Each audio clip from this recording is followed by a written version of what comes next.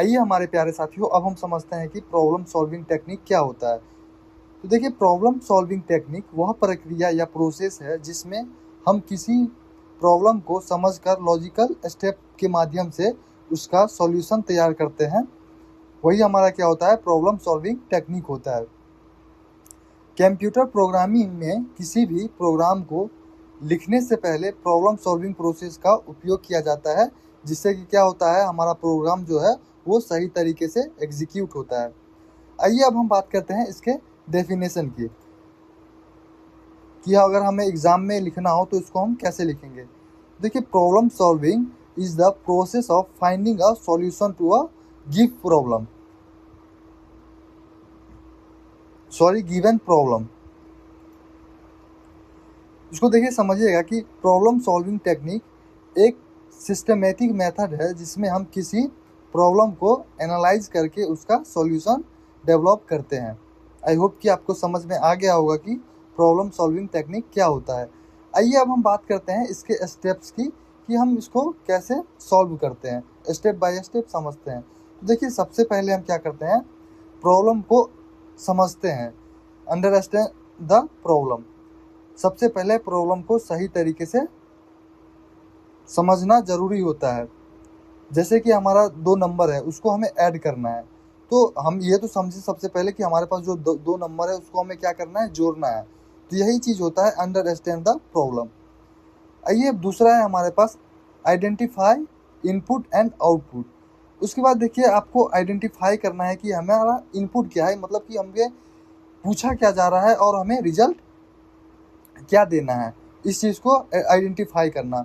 उसके बाद हमारा तीसरा जो स्टेप होगा वो होगा एल्गोरिथम।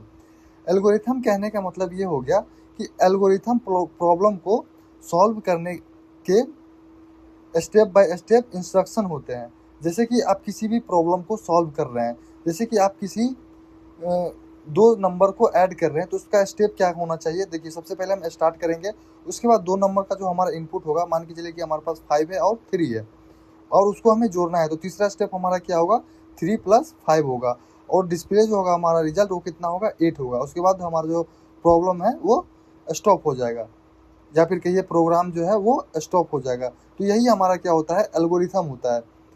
एल्गोरिथम को हम और अच्छे से समझेंगे आने वाले वीडियो में, तब तक के लिए आप ऐसे समझिए।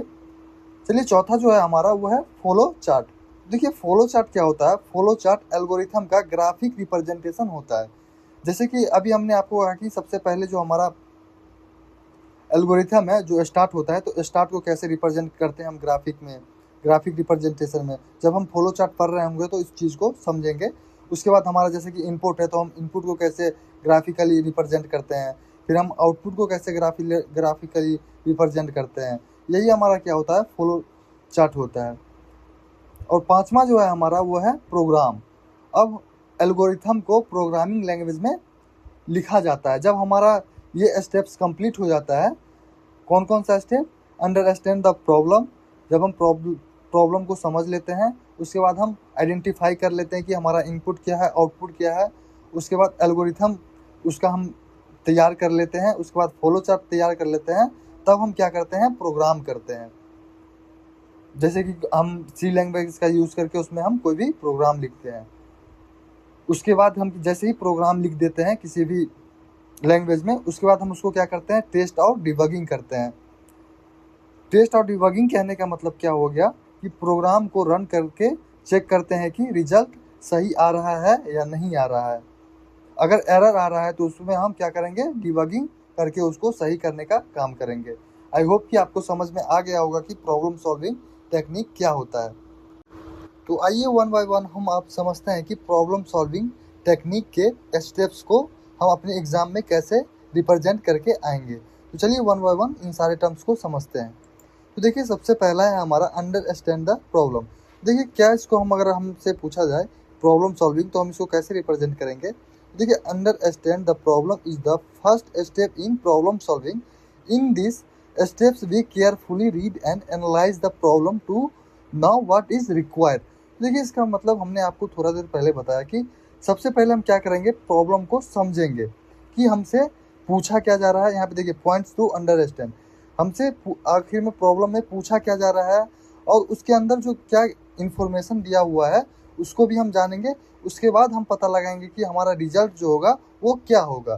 तो यही हमारा क्या होता है, अंडरस्टैंड द प्रॉब्लम। चलिए अब हम बात करते हैं आइडेंटिफाई इनपुट एंड आउटपुट्स। तो देखिए इसको हम कैसे रिप्रेजेंट करेंगे। In this steps we identify the input data and the expected output. तो देखिए इनपुट हमारा क्या क्या है, पहले हम उसको एनालाइज करेंगे कि हमारा जो इनपुट दिया गया है वो क्या है।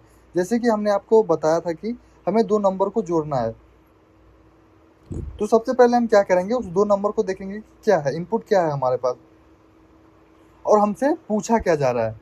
तो जैसे हमारे पास 3 और 5 2 नंबर है, उसको हमें ऐड करना है। तो सबसे पहले हम इनपुट देखेंगे, उसके बाद हम इसको जोड़ के 8 जो हमारा रिजल्ट होगा उसको आउटपुट में दिखाएंगे। तो देखिए इसका एग्जाम्पल भी हमने यहाँ पे दिखा रखा है कि सबसे पहले हम इनपुट करेंगे, उसके बाद इनपुट है, उसके बाद हम उसको प्रोसेस करेंगे, प्रोसेस करने के बाद हमारा क्या हो जाएगा आउटपुट आ जाएगा। जैसे कि हमारे पास कोई 2 नंबर है, उसको हमें ऐड करना है। तो सबसे पहले हम उस 2 नंबर इनपुट को देखेंगे, उसके बाद हम उसको ऐड करके आउटपुट में दिखाएंगे। आई होप कि आपको समझ में आ गया होगा कि आइडेंटिफाई इनपुट्स एंड आउटपुट क्या होता है। अब है हमारा एल्गोरिथम। तो देखिए एल्गोरिथम क्या होता है। An algorithm is a step by step process use to solve a problem. किसी भी प्रॉब्लम को स्टेप बाय स्टेप सॉल्व करने की प्रक्रिया को क्या कहते हैं, एल्गोरिथम कहते हैं। जैसे कि यहाँ पे आपको एक एग्जांपल दिख रहा होगा। यहाँ पे देखिए हमने सबसे पहले क्या किया है, प्रॉब्लम को स्टार्ट किया है। उसके बाद जो हमारा इनपुट है उसको यहाँ पे हमने दिखाया है। उसके बाद हम उसको प्रोसेस किए हैं। उसके बाद हमारा जो है डिस्प्ले हो रहा है आउटपुट। उसके बाद हमारा जो प्रॉब्लम है वो इंड हो जाएगा। तो यही हमारा क्या होता है, एल्गोरिथम होता है।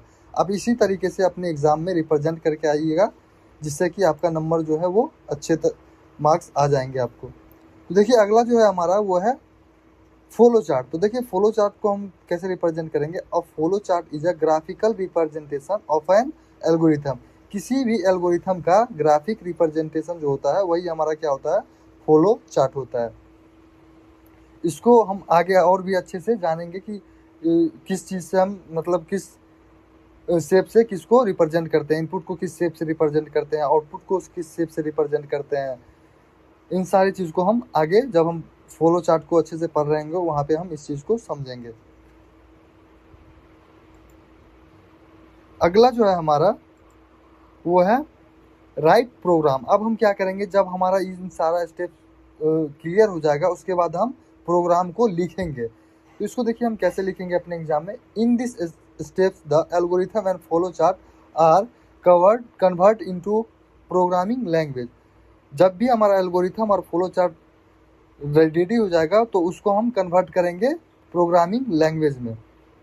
और उसको हम जैसे कि हमारा कोई सी लैंग्वेज है, सी लैंग्वेज में हमें कोड लिखना है। तो जैसे ही हमारा एल्गोरिथम और फ्लो चार्ट रेडी हो जाएगा तो उसको हम कन्वर्ट करेंगे प्रोग्रामिंग लैंग्वेज के अंदर। आई होप कि आप हमारी बात को समझ गए होंगे। जैसे हम प्रोग्राम लिख लेंगे उसके बाद हम उसको क्या करेंगे, टेस्ट करेंगे और डिबगिंग करेंगे। अगर प्रोग्राम हमारा सही लिखा रहा होगा तो वो उसमें कोई भी एरर नहीं आएगा। अगर हमारा प्रोग्राम सही तरीके से नहीं लिखा गया होगा तो उसमें एरर आएगा। तो उसको हम क्या करेंगे, डिबगिंग करेंगे। After write the program we test it to check whether it works correctly. Debugging means finding and fix error in the program.